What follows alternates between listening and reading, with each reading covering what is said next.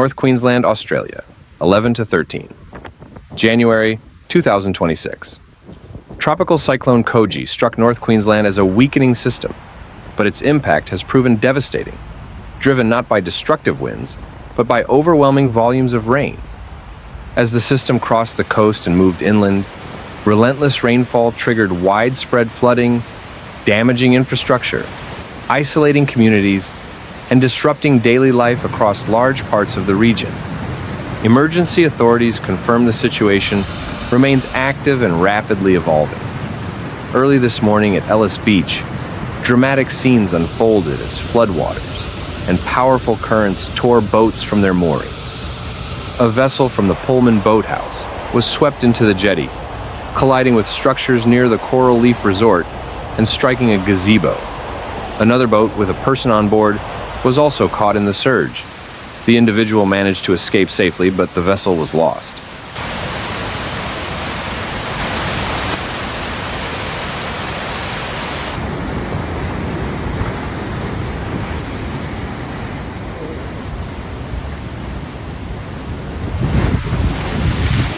Witnesses described fast-moving water behaving like a waterfall, carrying debris and vessels with alarming speed.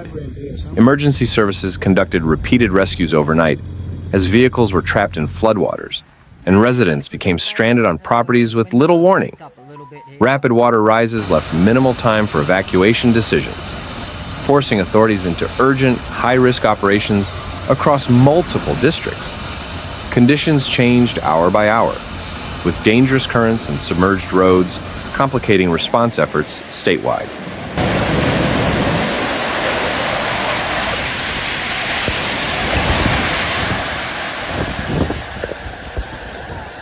Oh my god, oh my goodness.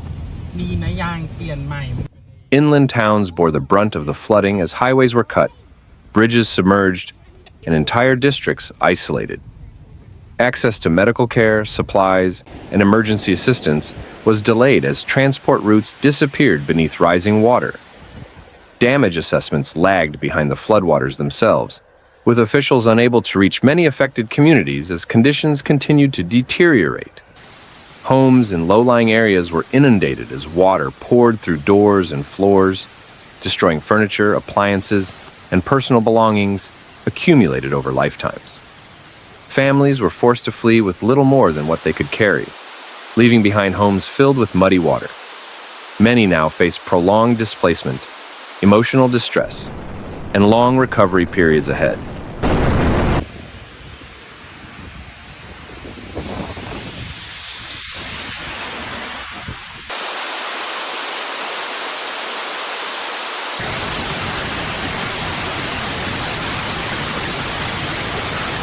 Heavy rainfall proved the most destructive force, inundating streets, businesses, and residential areas. Flash flooding developed with little warning, sending water surging through neighborhoods and commercial districts. Residents described water depths exceeding 1 meter in some locations, powering through drainage channels and overwhelming infrastructure designed for far milder conditions. Power outages compounded the crisis, shutting down refrigeration, communications, and water services. Thousands of customers were left without electricity as repair crews struggled to reach damaged infrastructure due to flooded roads, unstable ground, and unsafe working conditions.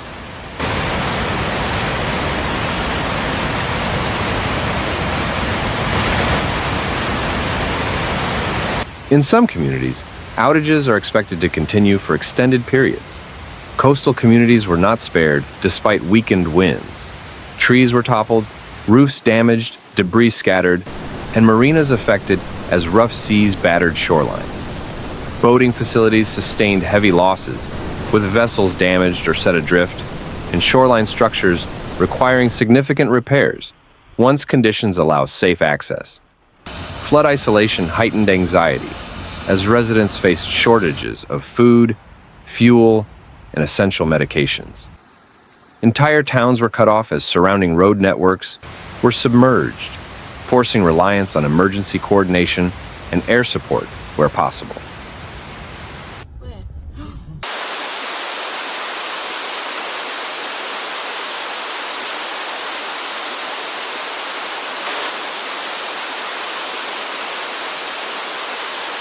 Hospitals and medical facilities operated under strain, managing access challenges while preparing for ongoing emergency demand.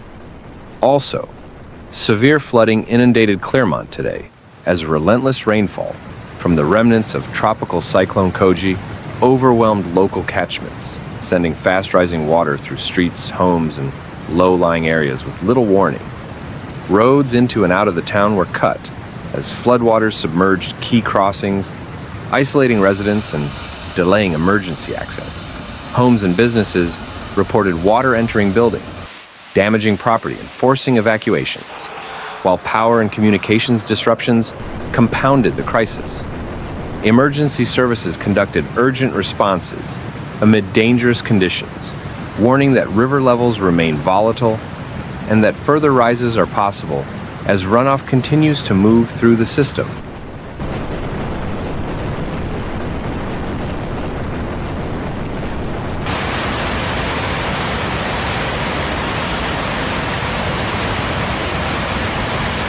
Transport disruption rippled outward across the region. Rail lines were suspended, regional airports closed, and key freight corridors shut down, delaying emergency movements and supply deliveries. The disruption further slowed recovery efforts for communities already isolated by floodwaters. Businesses were forced to close as water entered shops and warehouses, destroying stock and equipment. Insurance losses mounted rapidly, while tourism operations paused amid ongoing instability.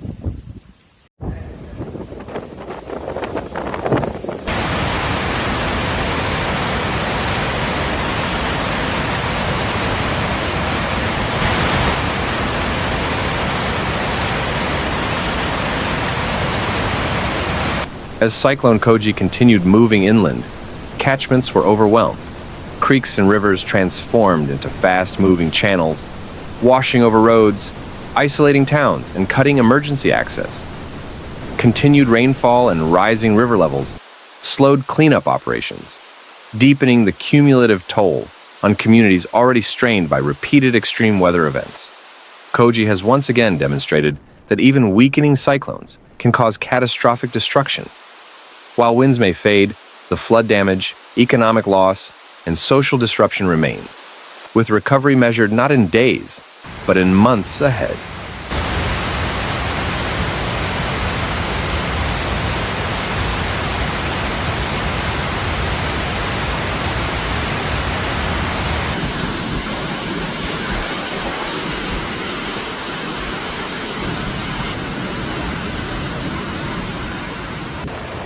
Thanks for watching Severe Weather, where we break down the facts behind nature's most intense moments. If you found this video helpful, please like, comment, and subscribe. Your support keeps this channel going. Hit the bell so you never miss a real, calm, and clear report. Note, some footage in this video may be used for illustration and may not show the exact event described. See you in the next one. Stay informed, stay safe.